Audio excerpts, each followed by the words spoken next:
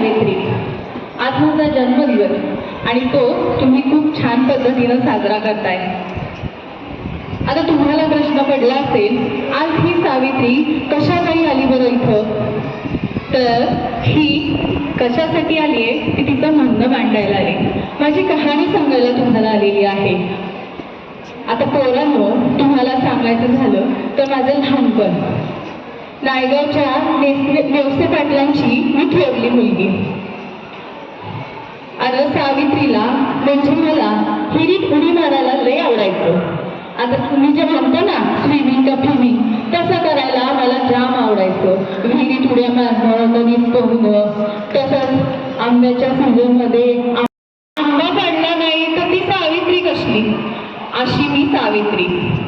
जरा मोठी होते न होते तोच घरातनं सुरुवात. आता लग्न करायला हवं, लगीन करायचं वय झालं, 7-8 वर्षाची मी. खेळायचं वय आणि त्या वयामध्ये माझी माय मला कावायची, अगं भाकरी शिक वया. आणि मग मी शेतात जाऊन पाटामधल्या मातीतलं चिखल घेऊन त्यापासून मातीची भाकरी बनवायची आणि ते मला जाम आवडायचं. त्याच्यासोबतच मी खेळायचे. आणि बघता बघता आलं की पुण्याचं स्थळ. आणि पुण्याचं हे स्थळ म्हणजे फुल्यांचं. फुले म्हणे पुण्यातलं फार शिकलं सवरलेलं. पोरीनं त्या काळात कुठलं शिक्षण होतं वय बाई. आता पुण्याला जायचं, आता कसं का बाई व्हायचं असा प्रश्न पडला बाई. आता पुण्याला जाऊन काय काय करायचं, काय करावं लागल, नुसते विचार मनामध्ये आले होते. बघता बघता केलं की माझं लगीन 9व्याच वर्षी. माझं 9 वर्ष आणि ज्योतिरावांचं 13 वर्ष वय. बघता बघता लगीन झालं आणि ही सावित्री गेली की पुण्याला टांग्यात बसून. इकडं आई जशी माझी काळजी घ्यायची तिकडं तशी आऊ माझी काळजी घ्यायची. तुम्हाला माहिती का पोरांनो, आऊ म्हणजे महात्मा फुलेंची सगळी आई नाही बरं का. त्यांना सगळी आई नव्हती. लहानपणीच त्यांना मातृशोक झाला होता. मग त्यांची जी आऊ होती, त्यांची मावस बहीण, ही त्यांचा सांभाळ करायची. आऊ नसती तर आमचं हे शिकले बी नसतं. त्यामुळं आईसारखी देखभाल त्यांनी केली. लग्न झाल्यावर पुण्यात आल्यावर 100 प्रश्न पडले मला. आणि सकाळी हे उठतात, तालमीला जातात, माघारी येतात, पुस्तकं बघतात, एक ना 100 प्रश्न. एकदा धाडस करून भिटाईनं मी त्यांना विचारलं, तालमीला कशा काही जायचं?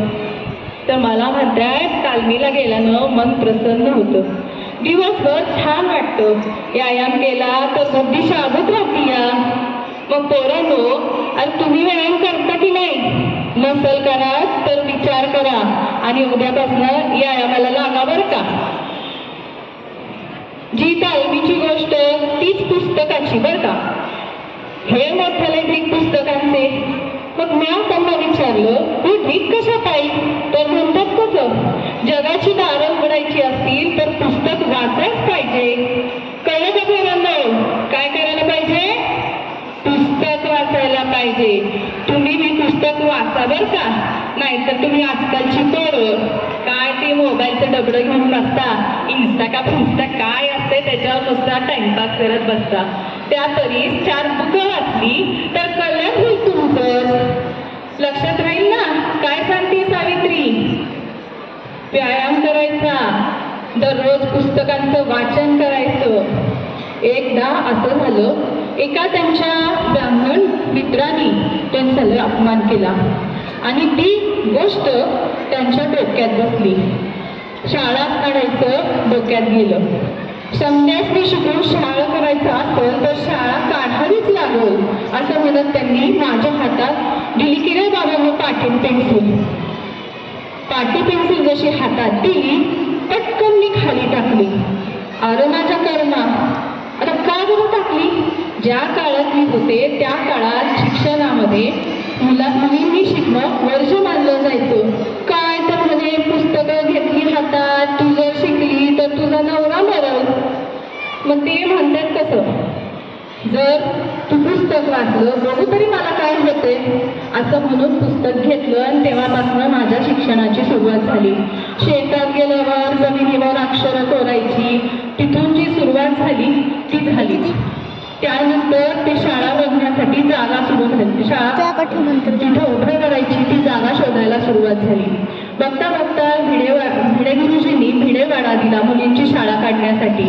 आणि तुम्हा सर्वांना माहिती आहे की म्या आणि सावित्री आणि ज्योतिबा आम्ही दोघांनी मिळून पुण्यामध्ये किती साली शाळा काढली रे?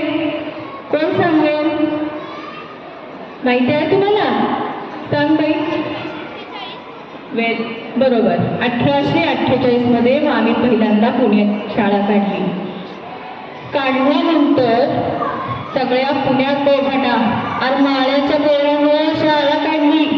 सगळ्या पुण्यात गावभर शिव्या, घरावर दगडे पडू लागली. ह्यांनी सांगितलं उद्यापासून तू शाळेत यायचं माझ्यासोबत. मी पण कंबर कसली आणि त्यांच्यासोबत शाळेत जायला लागले. कुणी कचरा फेकला, कुणी घाण फेकली, कुणी दगडं मारली, कुणी शेत टाकली. आई ग, बऱ्याच यातनांमधनं गेलो पण डगमगले नाही. खंबीर साथ दिली आणि त्याचंच फलित म्हणून आज तुम्ही सर्व इथं आहात. पोरीनो, ज्या काळात घराचा उमरा स्त्रियांनी ओलांडायचा नाही, चूल आणि मूल एवढंच तिचं विश्व होतं, त्या बाईच्या हातात पाटी पेन्सिल आली. ती भारतातली पहिली महिला, पहिली मुख्याध्यापिका झाली. एक दिवस असंच शाळेत जात असताना आला की अप्पाराव आडवा. कशी शाळेत जातीये बघतोच मी, असं म्हणत आला. म्या म्हणलं, अरे कशा पायी अडवतोयस माझी वाट, जाऊ दे मला. तो काय ऐकायला तयार होईना. शेवटी खोचला म्हणत आणि दिली एक कानशी लग्न गाऊन.